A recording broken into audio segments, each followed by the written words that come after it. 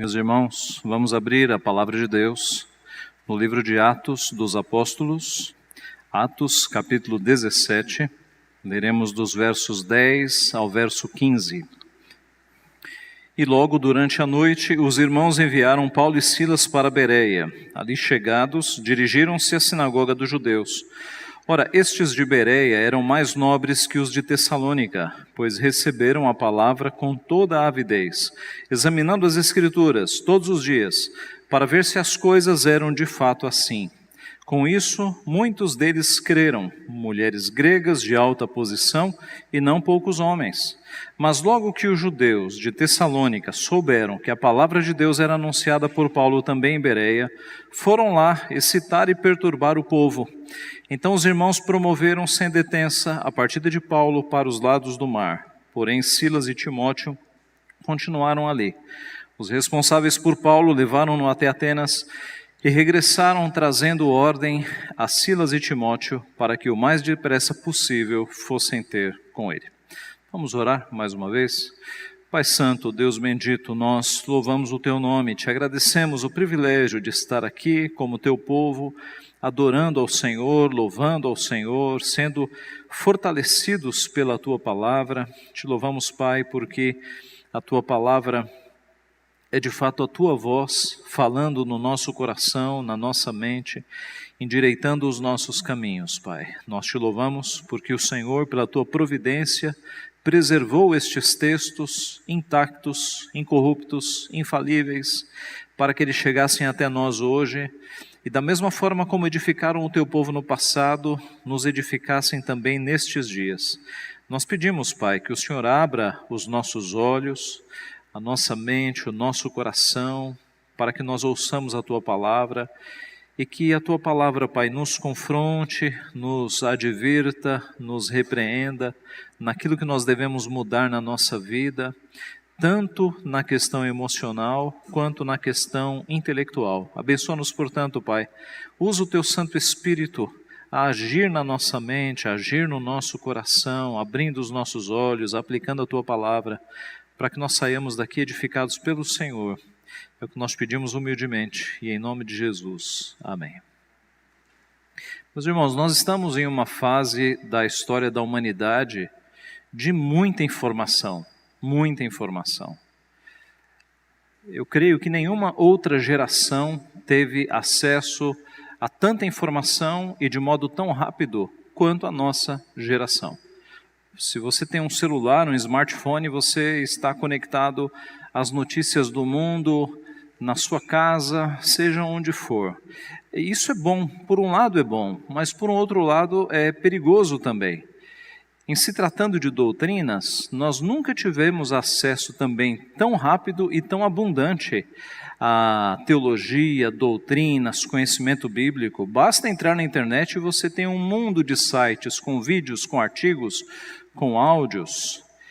Isso é bom, mas pode ser perigoso também. Se você não tiver um bom filtro, muita coisa ruim pode entrar pelos seus ouvidos. Há uma enormidade de sites e de mensagens e de locais na internet trazendo heresias, trazendo pensamentos bíblicos totalmente deturpados. Se você não tiver um bom filtro, eis um problema. Você vai encher a sua mente, o seu coração de muita coisa que não presta, que não vem do Senhor. Um outro perigo dessa abundância de informações na era que nós estamos é a desvalorização. Eu explico. Em países em que o evangelho é proibido, as pessoas anseiam pela Bíblia. Há pouco tempo atrás, alguns anos atrás, eu encontrei um vídeo na internet de irmãos da China, de algum local da China, recebendo a Bíblia pela primeira vez. E aquelas pessoas seguravam a Bíblia, beijavam a Bíblia, choravam, porque eles nunca tinham tido uma Bíblia nas suas mãos. Nós temos tanta informação, alguns de nós têm mais de uma Bíblia em casa, e por vezes nós não lemos. Nós temos tanto e não valorizamos. Então esse é um perigo também, de nós termos muita coisa à nossa disposição. É tão fácil que nós nem valorizamos mais. Este é um perigo. o perigo da desvalorização é real. Assim, levantando todos esses aspectos, meus irmãos, qual deve ser a nossa atitude, a atitude de filhos de Deus, de discípulos de Cristo, diante da palavra de Deus? Como é que nós devemos agir diante da palavra de Deus? O texto que nós temos aqui, daqueles judeus de Bereia, nos ensina pelo menos duas atitudes que nós devemos ter diante da palavra de Deus. Uma atitude emocional e uma atitude intelectual. Uma atitude emocional é o primeiro e uma atitude intelectual é o segundo. Vamos à primeira, uma atitude emocional. Amor pela palavra de Deus. Amor pela palavra de Deus. O texto começa nos contando que durante a noite os irmãos enviaram Paulo e Silas para Bereia. Ali chegados, dirigiram-se à sinagoga dos judeus. Então, depois de estes nossos irmãos que estavam na sua segunda viagem missionária, e você deve se lembrar, Paulo, Silas saíram para a viagem missionária, Timóteo foi agregado no caminho, o jovem Timóteo, crente piedoso, e Silas, que está escrevendo o livro de Atos, vez por outra, ele se coloca na narrativa, então Silas também está acompanhando. Tá? Então, eles pregaram primeiro em Tessalônica, sofreram perseguição dos judeus de lá e foram enviados para Bereia. Bereia ficava 80 quilômetros de Tessalônica.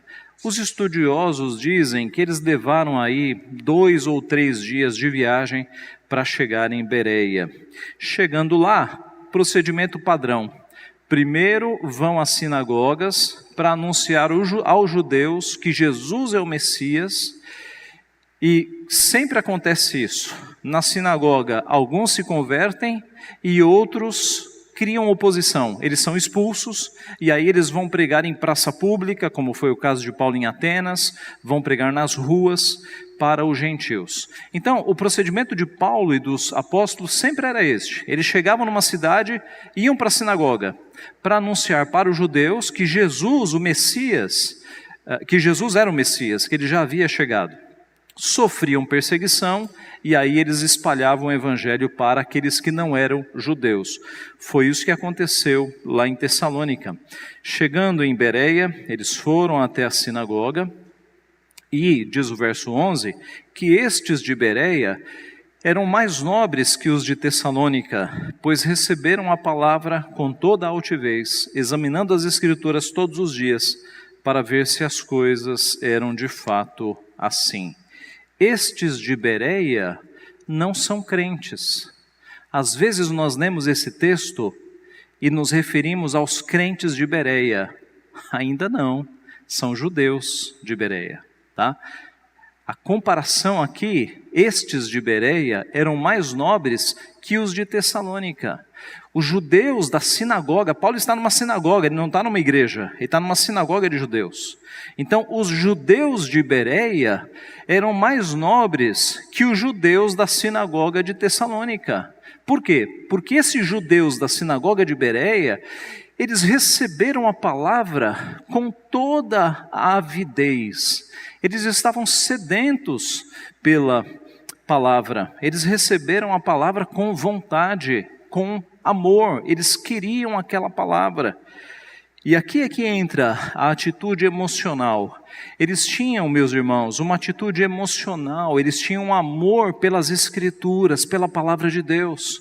Eles eram judeus, eles não conheciam Cristo ainda. Paulo vai anunciar Cristo.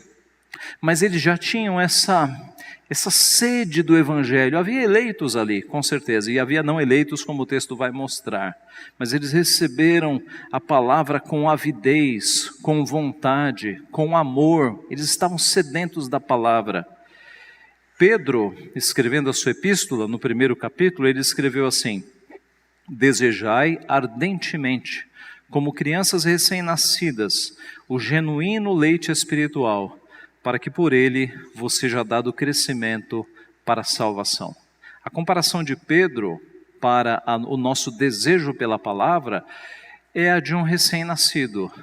E aqueles que ou já tiveram crianças porque foram pais, ou já acompanharam crianças porque foram tios e tias, avós, sabem que uma criança recém-nascida, quando ela está com fome, ela é capaz de acordar um quarteirão, não é? Chorando. E essa é a comparação de Pedro. O nosso desejo pela palavra deve ser comparado ao desejo de um recém-nascido por leite. Não adianta você oferecer outras coisas. Não ofereça lasanha para um recém-nascido, feijoada para um recém-nascido. Ele quer leite. E Pedro está dizendo que nós devemos ser, assim como recém-nascidos, ansiando pelo leite espiritual. Meus irmãos, nós devemos amar a palavra. E nós devemos trabalhar o nosso coração para que ele ame a palavra. Talvez você ame muito séries. Talvez você ame muito filmes. Talvez você ame muito determinado esporte. Mas trabalhe o seu coração e peça a Deus para trabalhar o teu coração, para que você ame a palavra de Deus. Não é problema amar séries, não é problema amar filmes, nem esportes. Mas o problema é você amar essas coisas e o teu coração, em relação à palavra de Deus, ficar indiferente. Não, essas coisas que eu citei são passageiras, são coisas da terra. A palavra de Deus é eterna.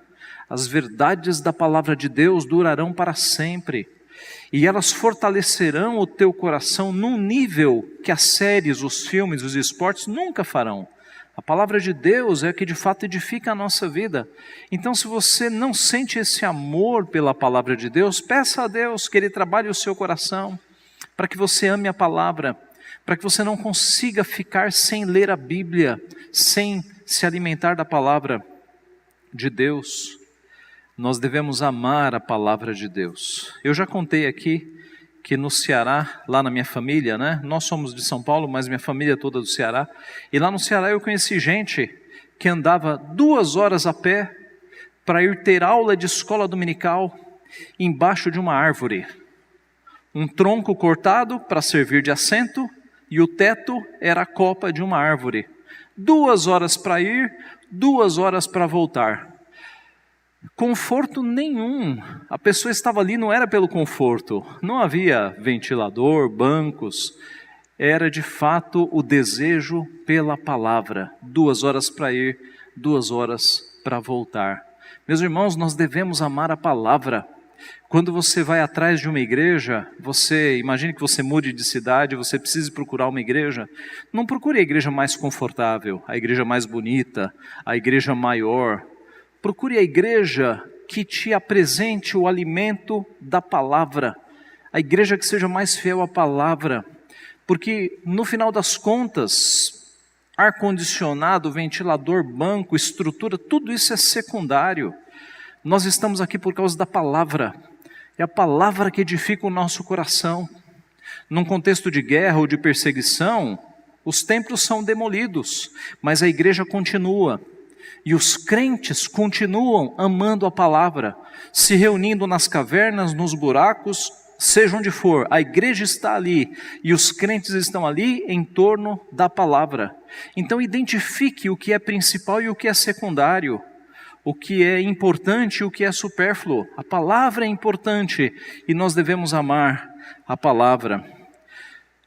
Aqueles judeus de Bereia receberam a palavra com toda a avidez, com toda a vontade, e nós devemos fazer o mesmo, ter este amor, este apego, esta vontade pela palavra. Essa é a atitude emocional. A segunda atitude que nós vemos no texto é uma atitude intelectual. Então, se por um lado nós devemos ter uma atitude emocional, amar a palavra com o nosso coração, em segundo lugar, nós devemos ter uma atitude intelectual de estudo criterioso da palavra. Estudo criterioso da palavra. Observe, nesta avalanche de informações da nossa era digital, nós temos que ter muito critério para saber naquilo que nós acreditamos e não acreditamos. Voltemos para o nosso texto,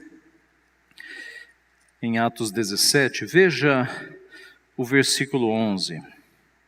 Ora, estes de Bereia eram mais nobres que os de Tessalônica, pois receberam a palavra com toda a avidez. Agora, examinando as Escrituras todos os dias, para ver se as coisas eram de fato assim.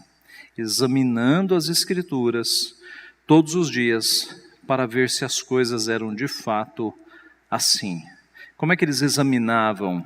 Eles estavam recebendo os ensinos de Paulo e Silas, e nas sinagogas eles tinham ali exemplares do Antigo Testamento. A pregação de Paulo não era uma pregação do Novo Testamento. Paulo estava ali pregando sobre o Antigo Testamento, mostrando que Jesus era o Messias. E nessa argumentação, eles estavam lá com os seus rolos, desenrolando os rolos, para conferir se os salmos que Paulo estava citando, se eles eram verdadeiros, se os profetas que Paulo estava citando, possivelmente tenha usado muito Isaías, se eram verdadeiros. Então, esses judeus de Bereia, eles não aceitaram o que Paulo trouxe sem examinar, sem cuidado. Eles estavam ali examinando, avaliando, conferindo tudo o que estava sendo falado por Paulo e por Silas. E isso não só no primeiro dia, diz o texto, que todos os dias. A sinagoga funcionava no sábado, Então, a ideia do texto é que durante alguns sábados, Paulo e Silas foram lá, e Timóteo, para anunciar que Cristo era o Messias, e nesse processo, os judeus da sinagoga de Bereia examinavam, avaliavam, conferiam tudo o que estava sendo falado. Meus irmãos, a palavra de Deus deve ser estudada com afinco. Nós devemos amar a palavra emocional, mas nós devemos usar a nossa mente, o nosso intelecto. Observe que Deus, Ele nos dá uma mente e nos dá uma revelação com 66 livros. Deus pressupõe que nós usemos a nossa mente, o nosso cérebro. Senão, Ele não mandaria 66 livros para nós lermos. Deus considera que nós somos pessoas racionais. Deus considera que nós temos um intelecto, Deus nos deu o intelecto, e pelo seu Santo Espírito, Ele nos ajuda a discernir as coisas espirituais. O homem natural, aquele que não tem Cristo no coração, ele lê a palavra de Deus e ele não se alimenta. Às vezes o seu coração é mais endurecido ainda. Mas aqueles que têm Cristo no coração, aqueles que têm o Espírito Santo agindo na sua vida, eles leem a palavra e eles têm condições de entender e de aplicar na sua vida, porque o Espírito Santo nos auxilia, o Espírito Santo nos ajuda. A palavra de Deus deve ser estudada então com afinco. Se você voltar os teus olhos um pouquinho, no versículo 2 do capítulo 17, você vai notar como Paulo levava a sério o estudo da palavra. Quando Paulo estava na outra sinagoga em Tessalônica, antes de ir para Bereia, veja o verso 2.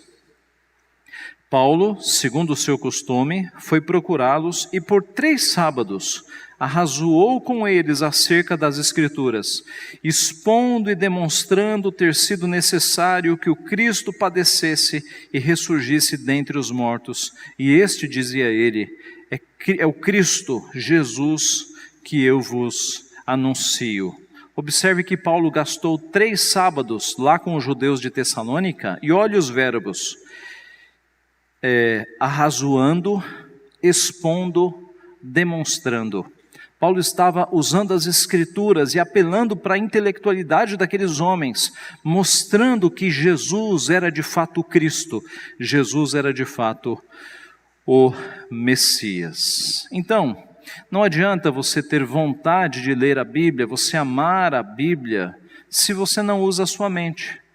Tem muito crente que diz assim, não, eu amo a Bíblia, mas não tem nenhuma preocupação em absorver os ensinos da Bíblia, em apreender os ensinos da Bíblia. Não adianta esse amor que não se interessa em decorar as passagens e se alimentar das passagens. Se você ama, você tem que ter vontade de aprender cada vez mais da Bíblia. Nós temos aqui muito conteúdo para aprender. Infelizmente, boa parte do mundo evangélico hoje tem este amor pela Bíblia, podemos dizer, mas sem examinar a Bíblia, sem conferir, sem dar a devida atenção na Bíblia.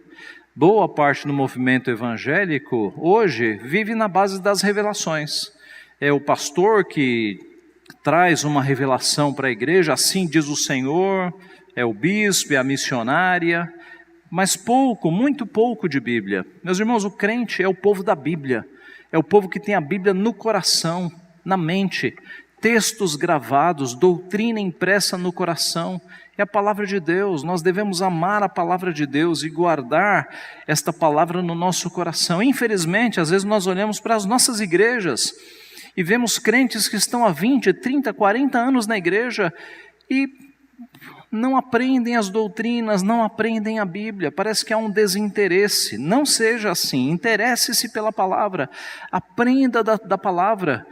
Se você está num curso, numa profissão, você faz de tudo para memorizar aqueles conteúdos. Na nossa vida, nós temos que memorizar a palavra. Temos que entender e guardar a palavra no nosso coração. Eu já citei aqui o exemplo dos valdenses, né? Os valdenses foram aqueles irmãos que nós tivemos antes da reforma. Os valdenses foram um grupo de cristãos dissidentes do catolicismo, norte da Itália, sul da França, em que eles, motivados pelo seu líder Valdo, né? Depois ele foi apelidado de Pedro Valdo.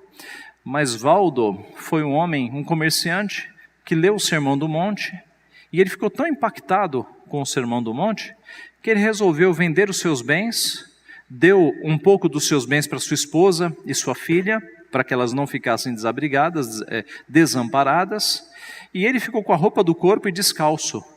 E ele saiu pregando o evangelho a pé. E ele era conhecido, e isso gerou um impacto na sua época, porque todo mundo conhecia Valdo, e de repente ele vendeu tudo para viver como ele entendia que era o evangelho. Algumas pessoas começaram a se aliar a ele e caminhar junto com ele pregando o evangelho. O movimento cresceu, levaram o movimento até Roma, para ver se Roma reconhecia o movimento. Roma não reconheceu, e foi aí que ele disse: antes importa obedecer a Deus do que obedecer a homens. O apelidaram de Pedro Valdo, tá? Mas o que acontecia com esse grupo de crentes? Eles dividiam a Bíblia, os 66 livros, entre famílias. E cada família tinha a responsabilidade de memorizar um livro. Então, a família do seu Marcos vai decorar Gênesis. A família do Eduardo vai decorar Êxodo. E assim por diante. E quando a Igreja Católica vinha, a perseguição vinha e queimavam as Bíblias, eles reuniam a igreja e escreviam de novo. A família de Gênesis, vamos lá, escrevia. A família de Êxodo, escrevia. E eles reescreviam. Meus irmãos, é guardar a palavra no coração. Aquela igreja tinha a palavra no coração.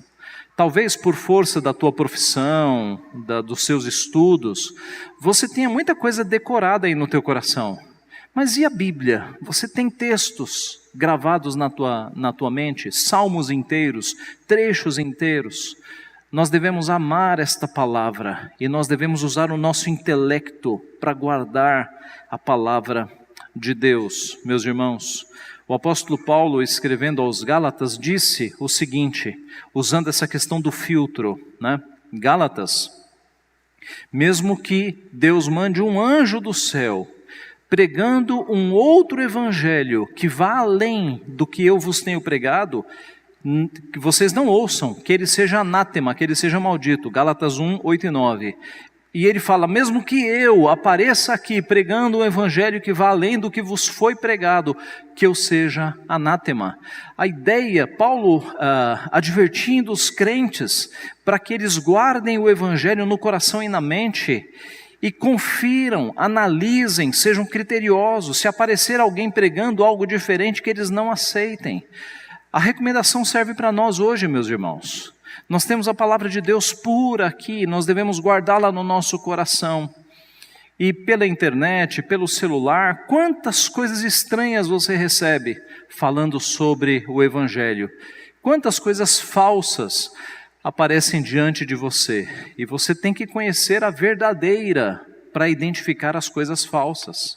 Assim como aquelas pessoas que trabalham com dinheiro, que têm que reconhecer as notas falsas, eles não passam a vida estudando notas falsificadas. Eles passam a vida estudando cédulas verdadeiras. Quais são os pontos, quais são as características. Eles conhecem tanto a nota verdadeira tão bem nos detalhes que quando aparece uma nota falsa, eles reconhecem imediatamente que é falsa. Você não precisa passar o resto da sua vida estudando seitas e heresias. Estude a verdadeira, estude a palavra de Deus. E quando você estiver com o teu coração cheio da palavra verdadeira, rapidamente, aparecendo ensinos falsos, você vai reconhecer que são ensinos de erro.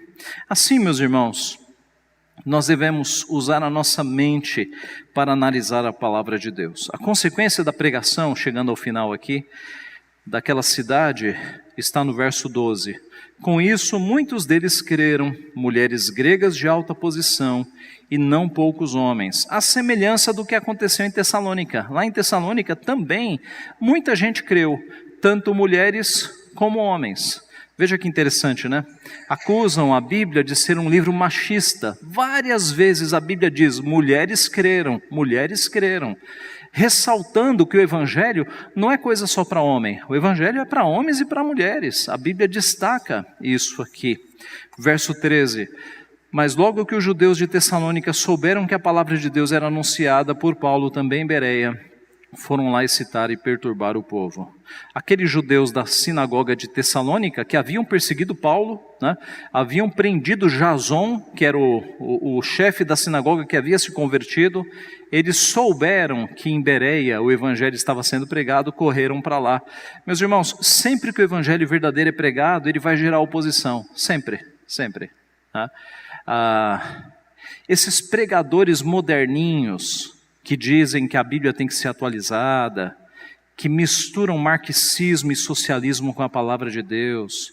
Esses pregadores modernos que fazem, digamos, um casamento entre o pensamento mundano e o pensamento bíblico, nunca vão ser perseguidos, porque eles não estão se opondo ao mundo. Na verdade, eles estão usando o evangelho para agradar o mundo. Geralmente esses pastores que estão aí indo na Rede Globo, em programas da Rede Globo, esses pastores são vendidos, meus irmãos. Eles nunca vão ser perseguidos.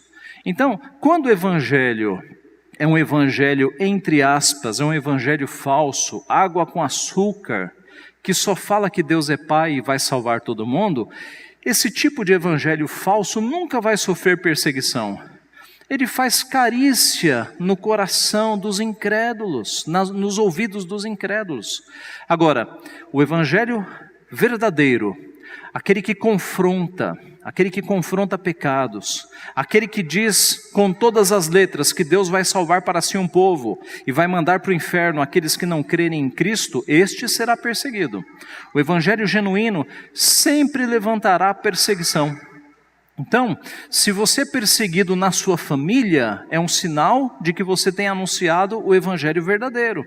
Se você é perseguido no teu emprego e talvez até já tenha sido mandado embora por causa disso, é sinal de que o teu evangelho é verdadeiro. Porque o evangelho verdadeiro sempre vai levantar oposição, sempre vai levantar perseguição. O evangelho falso não, tá? E aqui a perseguição foi levantada mais uma vez, e o texto fecha dizendo que Paulo foi para Atenas e Silas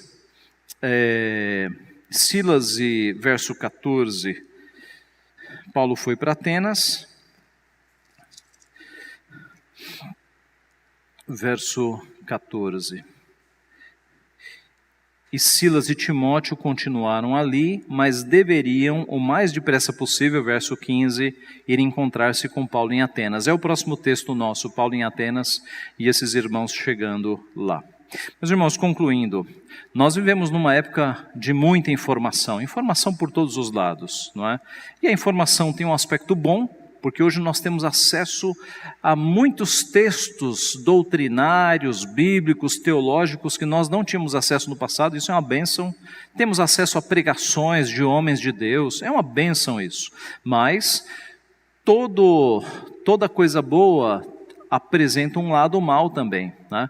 Nós temos que ter muito critério com aquilo que nós ouvimos na internet, com aquilo que nós lemos. E para ter este critério, nós precisamos ter a palavra de Deus no nosso coração, tá?